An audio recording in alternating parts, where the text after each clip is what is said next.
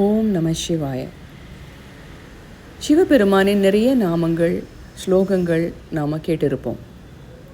அதிலேயே நமக்கு எல்லாருக்கும் ரொம்ப எளிதாக சொல்லக்கூடியது ஓம் நம சிவாய என்கிற நாமஜபம்.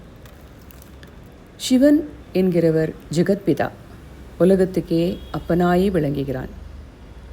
குழந்தைகளாகிய எல்லாவரையும் போற்றி பரிபாலிப்பதே அவர்தான். ஆனால் குழந்தைகளாகிய நாம் என்ன பண்ணணும்? நாம் அவரிடம் என்ன வேண்டுமோ அதை கேட்டுக்கொள்ள வேண்டும். அந்த முறையிலே எந்த துர்விஷயங்களும் நம்ம வாழ்வில் நடக்காமல் இருப்பதற்கு ஒரு அம்சமான ஸ்லோகம் உண்டு. தினமும் காலையில் எழுந்து குளித்து விளக்கேற்றிய பின்பு இந்த ஸ்லோகம் சொல்வதனால்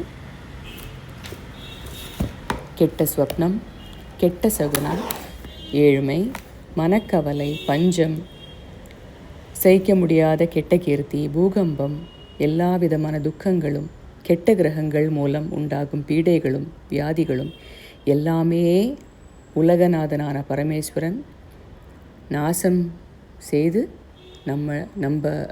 நம்ம எல்லாரையும் சகலவிதமான சுபிக்ஷத்தோடையும் ஐஸ்வர்யத்தோடையும் காப்பாற்றி பரிபாலிப்பதாக புராணங்களில் சொல்லப்படுகிறது. இந்த ஸ்லோகம் சொல்வதனால் வீட்டில் சகலவிதமான ஐஸ்வர்யமும் நிறைய கூடும். லக்ஷ்மி வாசம் செய்வாள்.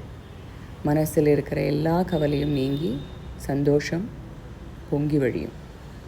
ஸ்லோகம் என்னது என்பது நம்ம இப்போ பார்ப்போம்.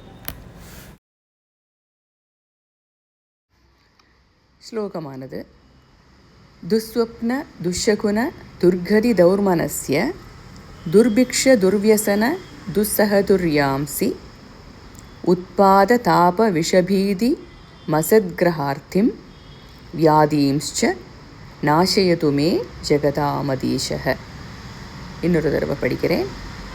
துஸ்வப்ன துஷகுன துர்கதி தௌர்மனஸ்ய துர்பிக்ஷ துர்வியசன துஸ்ஸஹதுர்யாம்சி உத்பாத தாப விஷபீதி மசத்கிரஹார்த்திம் வியாதீம்ச்ச நாசயது மே ஜெகதாமதீஷः.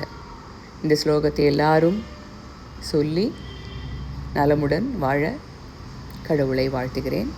நன்றி, நமஸ்காரம்.